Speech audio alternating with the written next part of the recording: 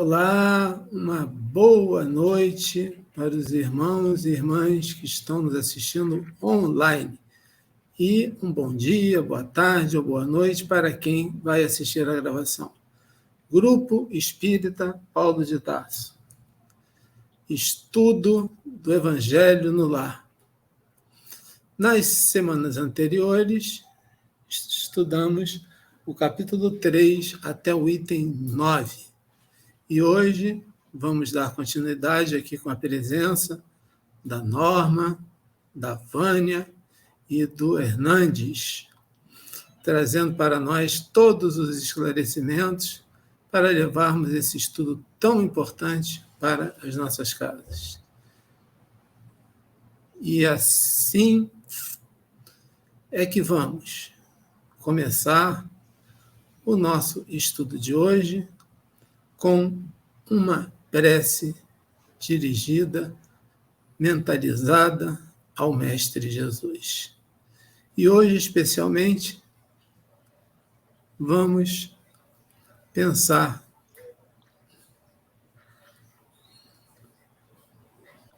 meditar e relaxar,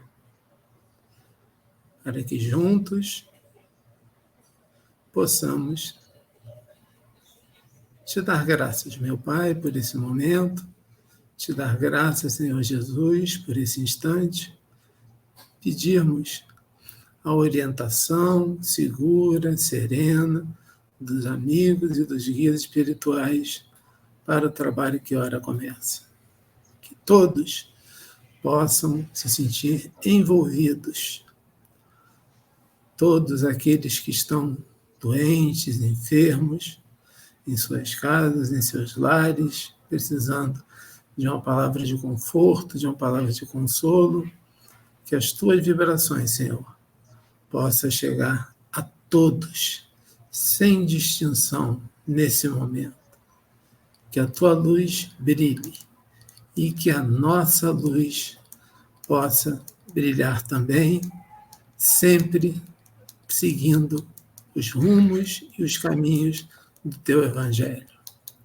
E assim, Senhor, na certeza de que estás aqui conosco, mais uma vez em nossos lares, é que te pedimos a permissão para dar início aos estudos de hoje. E, inicialmente, a nossa irmã Norma vai começar com a leitura. Não é isso, Norma? Olá, queridos irmãos.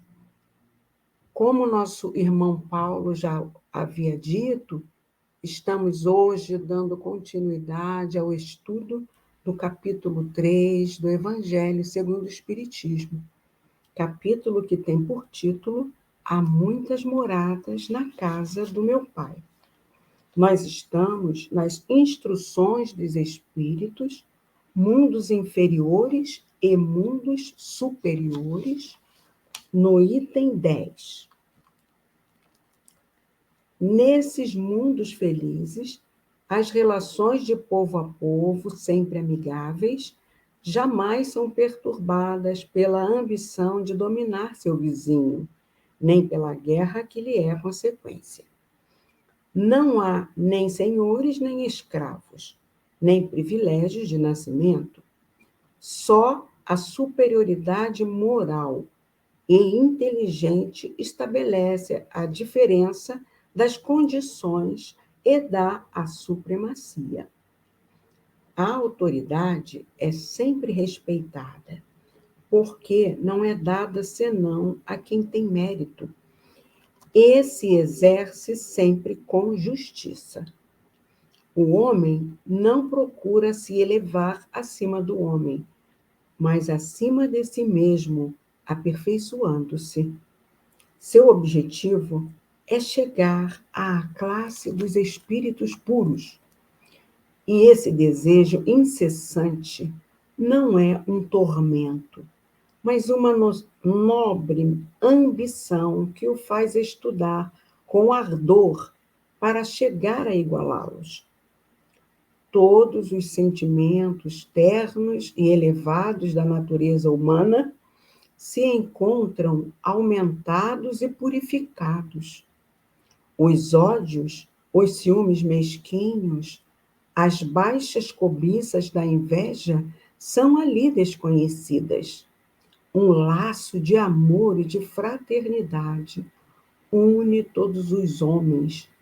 Os mais fortes ajudam os mais fracos. Eles possuem mais ou menos, segundo tenham mais ou menos adquirido pela sua inteligência, mas ninguém sofre por falta do necessário, porque ninguém está em expiação. Numa palavra, ali o mal não existe. Então, a gente já sabe que nesses mundos felizes existe solidariedade entre os habitantes, né? Respeito, honestidade, amizade verdadeira.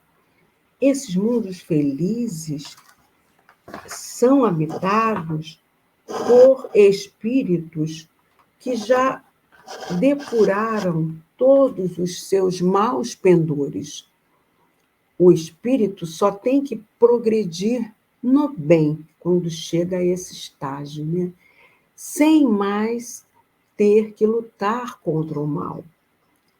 Esses mundos, meus irmãos, como os espíritos que os habitam, se acham no princípio do período de semifluidez.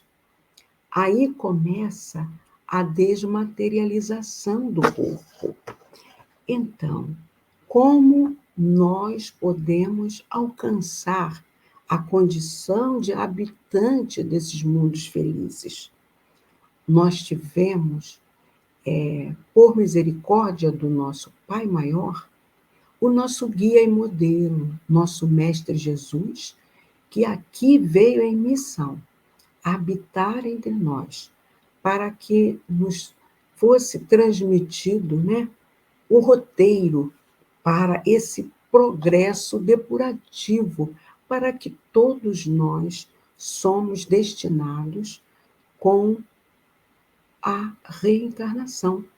Estamos reencarnados hoje num planeta de provas e expiações, em transição para a regeneração, e daí um dia atingirmos, no tempo de Deus, dependendo dos nossos esforços, essa condição para habitarmos mundos felizes.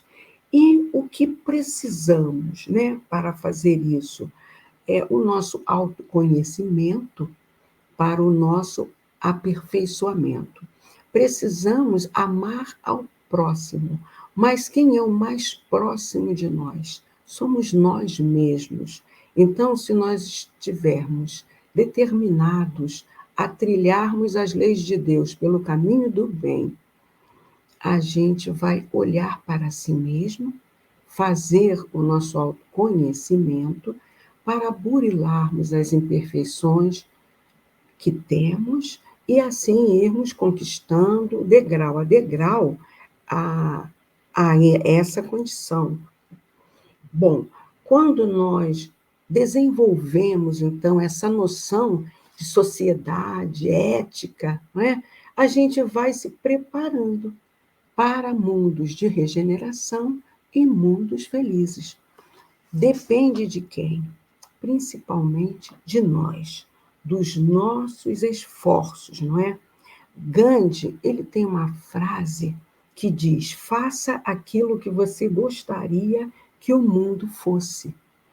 Não o mundo total, mas o pequeno mundo em que nós vivemos. Eu ouvi um exemplo muito bom de um palestrante espírita acerca desse esforço e de fazer a diferença para que possamos mudar, não é? Ele contou de uma colega dele que tomou posse num banco e encontrou lá um ambiente muito ruim, de fofoca, não é? Um ambiente terrível, de intrigas e fofocas. E assim que ela tomou posse, quiseram envolvê-la naquela ambiência. mas ela foi dando opinião contrária àqueles que estavam com ela ali convivendo no ambiente de trabalho. E ela passou a levar uma mensagem para um, uma mensagem para o outro, mensagem elevada, né? E depois ela instituiu ali na sessão dela uma comemoração dos aniversariantes. E quando isso acontecia, presenteava com livros, livros educativos, né? E assim ela mudou o ambiente.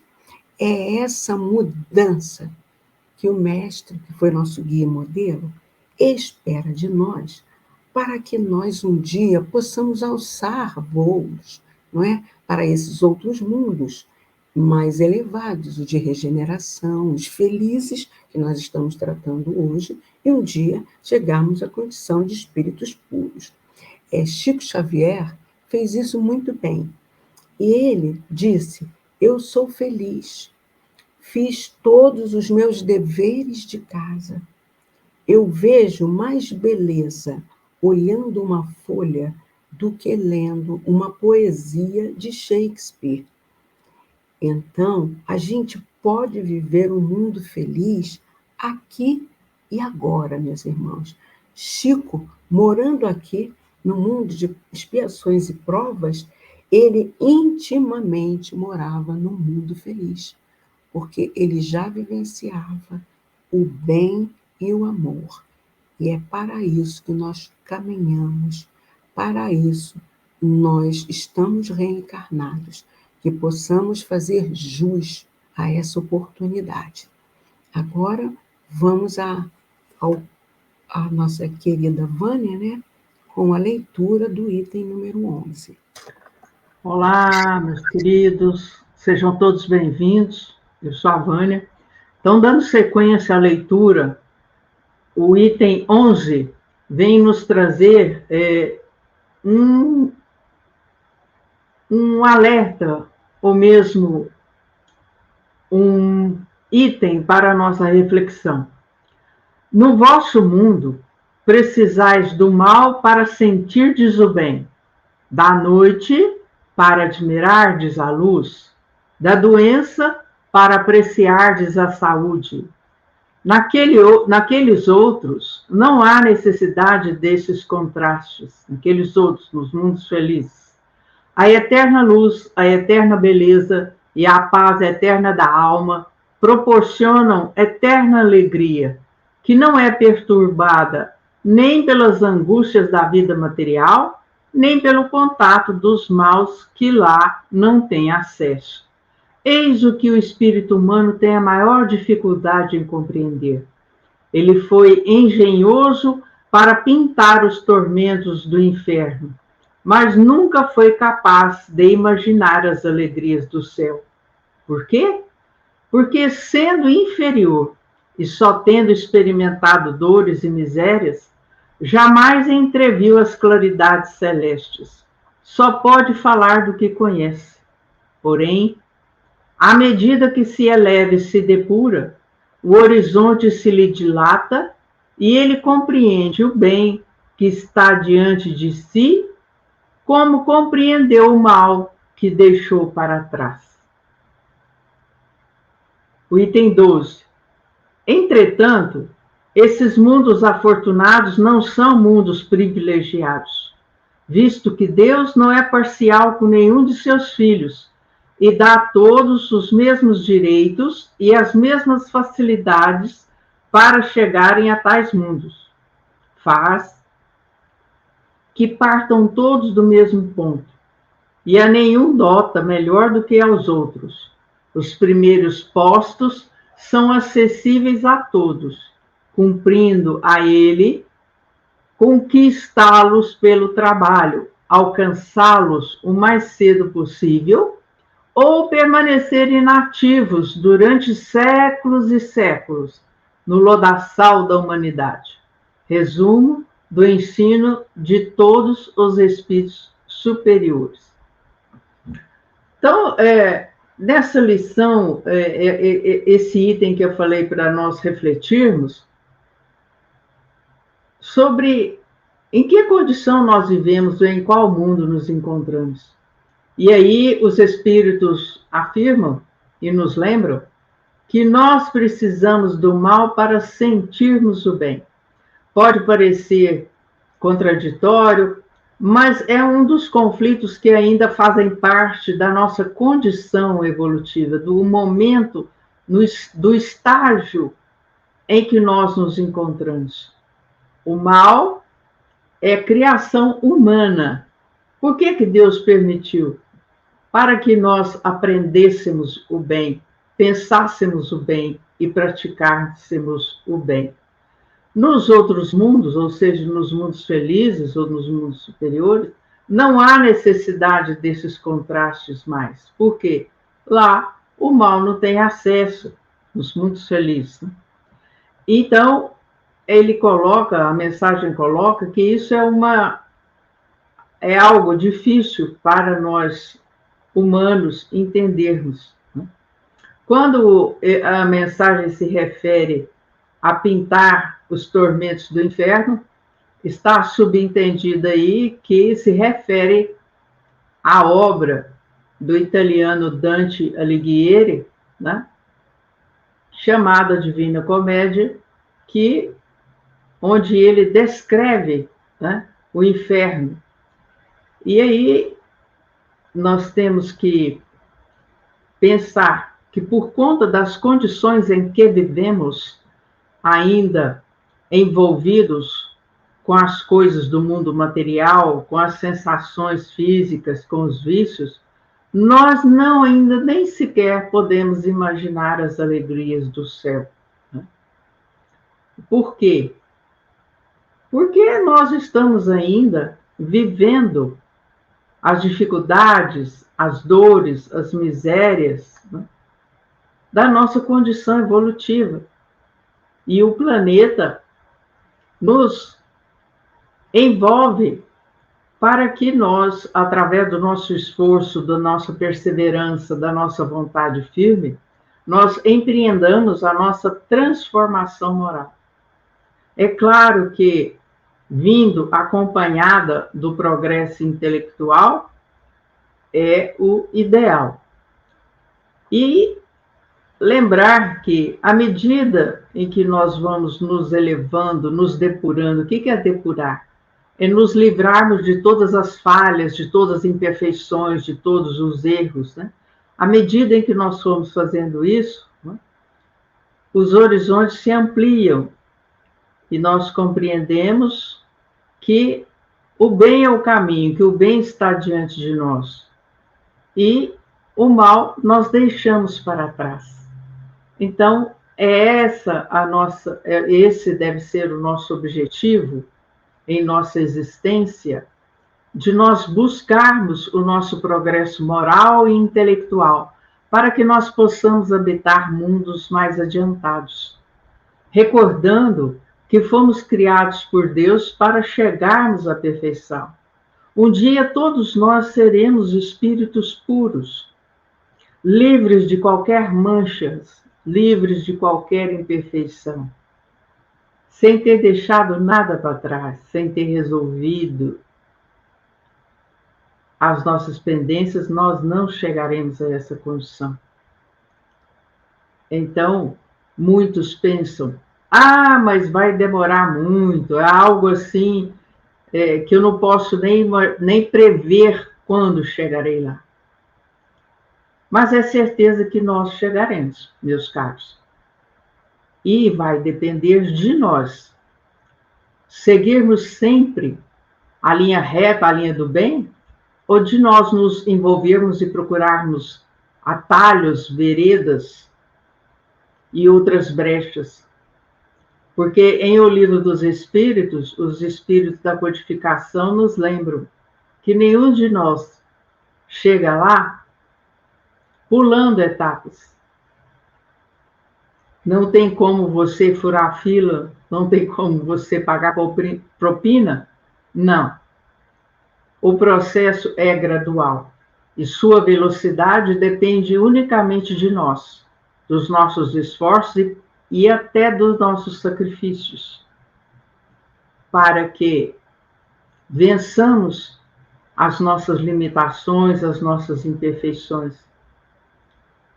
E no último item, no 12, os espíritos da codificação nos trazem uma afirmação muito importante, que os mundos afortunados, esses mundos felizes, não são privilegiados. Claro que não. Deus concede a cada um de nós, a todos os seus filhos, as mesmas oportunidades, porque todos fomos criados iguais no início, simples e ignorantes. E Ele nos concedeu o livre-arbítrio, a razão, para que, através dos nossos esforços, da busca do progresso, que é uma das leis divinas, nós alcançássemos essa condição de espírito puro, habitando o mundo feliz. Né? Isso demonstra a justiça e a misericórdia divinas que dão a todos nós que quisermos agir, trabalhar, estudar, progredir, fazer o bem, as oportunidades, ao passo que há aqueles que permanecem estacionários por séculos e séculos, inativos, sem nada construtivo que lhes ocupe o tempo, sem um trabalho útil. É um chamado para que aproveitemos melhor a presente existência, quando já temos a doutrina espírita por terceira revelação, para nos tirar o véu, para nos revelar novas verdades. E aí é importante nós recordarmos também, do Livro dos Espíritos, que essas verdades vão sendo reveladas na medida do nosso amadurecimento intelectual e moral. Porque de que adianta vir uma revelação, uma nova verdade, se nós não estamos em condições de compreendê-la, de analisá-la, para depois colocá-la em prática.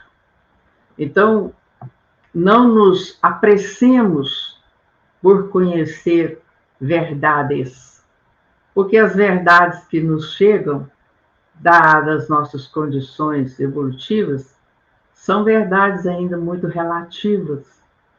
Né? E é preciso, qualquer que seja a fonte de onde emana essa verdade, que nós apliquemos o que Kardec nos ensinou. Bom senso, razão e lógica. Nós vamos fazer a leitura do livro Vivendo o Evangelho, volume 1, pelo Espírito André Luiz, na psicografia de Antônio Baduy Filho, a lição 29, que se chama Morada Terrestre. Por que nós consideramos essa lição muito importante para esses trechos, esses itens que nós lemos? E para que também possamos clarear a nossa compreensão e nosso entendimento acerca do processo de transição que vem acontecendo. Porque muitas vezes há pessoas que se equivocam nas interpretações, ou que veem que o mundo está perdido, que as coisas pioraram. Vamos lá? Morada terrestre. A Terra está repleta de contradições. Guerra e os que anseiam pela paz. Miséria e os que realizam o progresso. Desespero e os que espalham a esperança. Vingança e os que se dispõem ao perdão. Egoísmo e os que semeiam a caridade. Descrença e os que enaltecem a fé. Discórdia e os que querem a harmonia. Mentira e os que defendem a verdade. Crime e os que clamam por retidão. Orgulho e os que aprendem a humildade. Preguiça e os que trabalham com afinco. Ódio e os que cultivam o amor. A morada terrestre ainda é o cenário de muitos conflitos, mas está predestinada a ser um mundo feliz.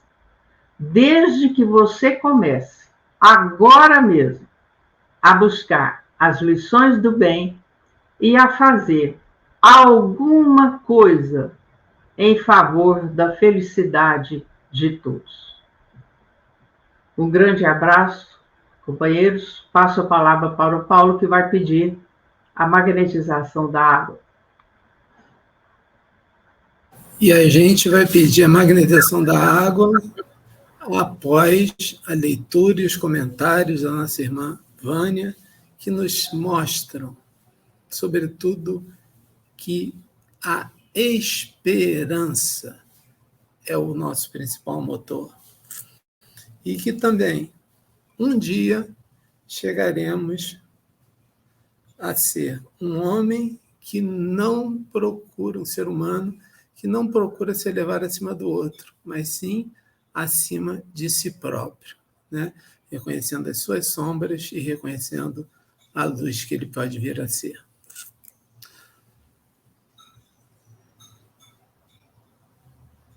Guias e amigos espirituais, mentores de luz, queridos irmãos que nos assistem, nesse instante, que as vossas boas energias se façam presentes e que esta água que está nos nossos lares, nos lares daqueles que irão assistir esse vídeo, possam ser transformadas em remédios espirituais para a cura dos males do corpo, para a cura dos males do espírito, para a cura dos males emocionais. E agora, queridos irmãos, vamos todos unidos em pensamento, direcionados ao nosso Mestre Jesus, pedir que ele possa continuar presente em nossas vidas, abrandando os nossos corações, trazendo mansidão, trazendo paz e trazendo boas notícias, harmonia para os nossos seres, para que possamos dar continuidade. Que assim seja. Muito obrigado. Graças a Deus.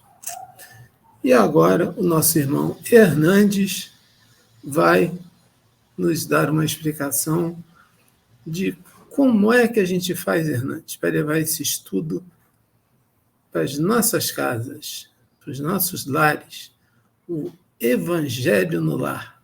Como é que a gente faz? Temos uma orientação de como realizar esse trabalho.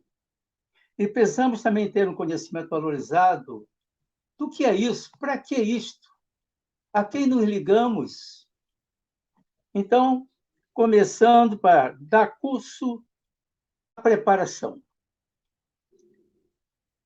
Já é do conhecimento de todos aí, mas vamos repetir aqui. Precisamos marcar um dia e hora constantes para a execução. Por quê? Porque a espiritualidade se programa para vir em nossas casas nesse momento. Isso não pode ser assim, solto, livre, não. Tem uma programação correta para isto.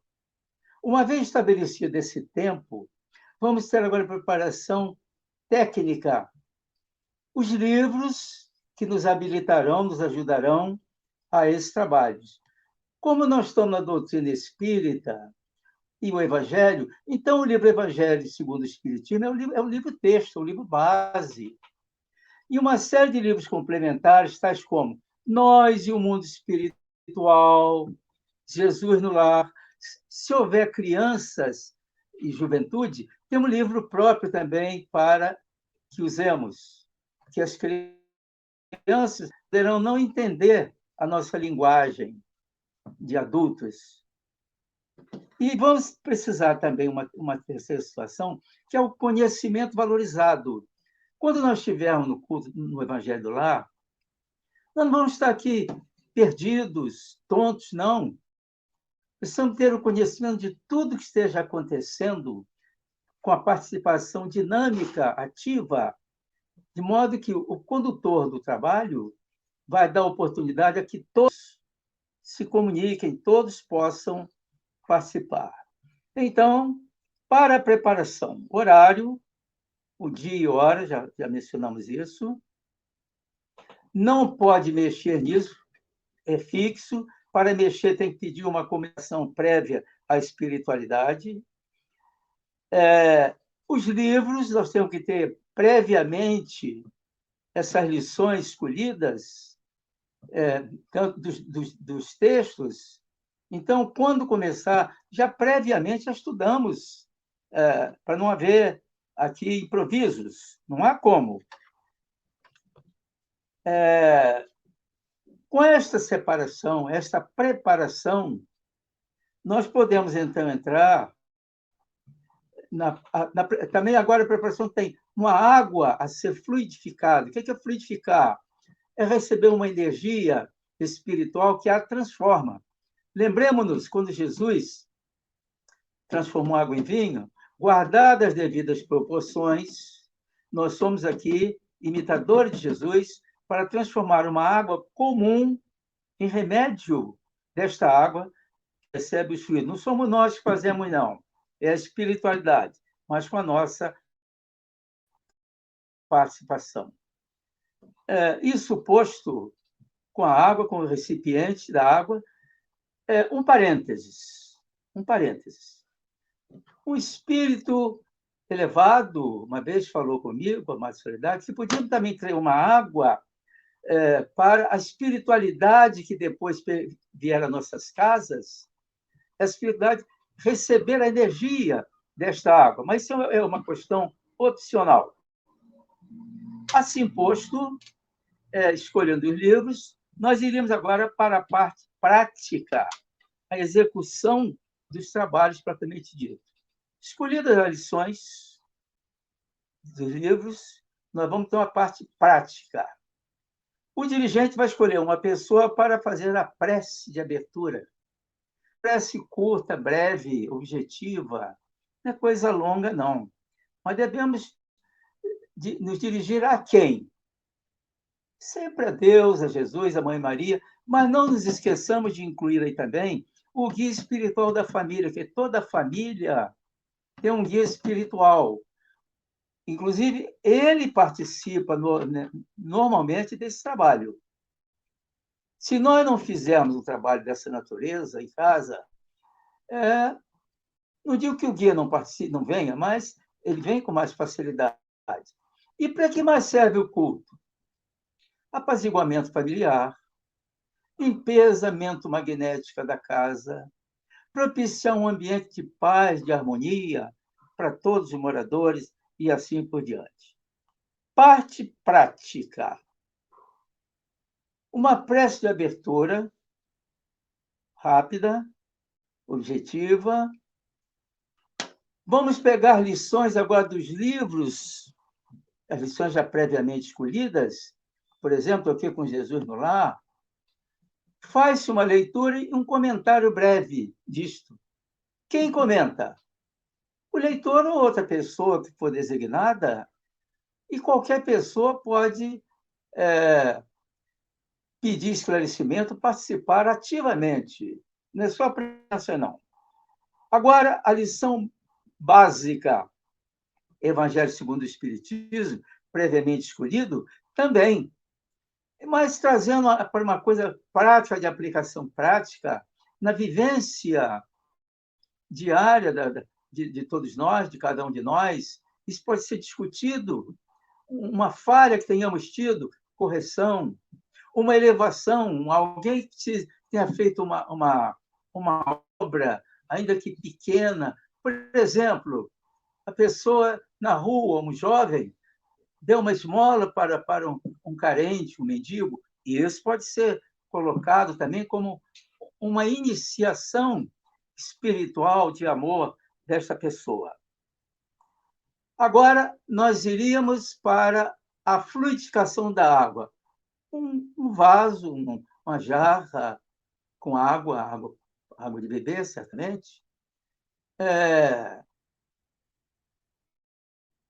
Os copos, as pessoas que vão participar depois ali também. Agora, na fluidificação desta água, uma prece sincera, geralmente as mãos voltadas para a direção da água. A mão não pensa, mas a mão projeta a energia que sairá de onde? Nossa mente e nossos corações. O coração tem que estar ativo. Nós temos que acreditar nisto. Uma fé certeza, não é uma coisa provável. Será que? Não tem será que não. Nós estamos fazendo aqui, em nome de Jesus, é coisa séria para acontecer. Depois dessa leitura, vamos à aplicação disso aonde? A família, as pessoas doentes, hospitais, a guerra, coisa horrível que está acontecendo, a humanidade como um todo. E suposto, cada pessoa pode fazer um comentário breve, dentro do tempo que for proposto, para que nós possamos dar chance a todo mundo, a todas as pessoas, para participarem dali. Uma vez que tenhamos acabado esta parte, ninguém mais vai comentar, aí vamos uma prece final. Quem faz a prece? O dirigente ou aquele designado para tal. Nessa prece final, é com gratidão, agradecimento a Deus. Agradecimento de quê? De tudo, da vida, das oportunidades, do próprio Evangelho no lar, da vida. Nós temos um grande momento, nós vivemos, nós existimos, não nos esqueçamos de não. Nós temos o pão de cada dia, o trabalho, o salário, a casa. E os que não têm? Incluamos na nossa preces os que não têm essa oportunidade. Então, nós vamos fazer isso aí com humildade, sem empáfia nenhuma, com gratidão. Terminado o trabalho, vejamos o que caracteriza os participantes desse trabalho. Fé, certeza. Será que? Não tem será que. O que ocorrer aqui, é em nome de Jesus, com Jesus, é uma fé, certeza. É uma disponibilidade. Nós temos que estar aqui disponíveis, sem pressa, entregando nossa alma, nosso saber, nossa presença aqui. A espiritualidade acha-se presente. O guia da casa, nossos guias particulares, nossos guardiães, podem aí também estar.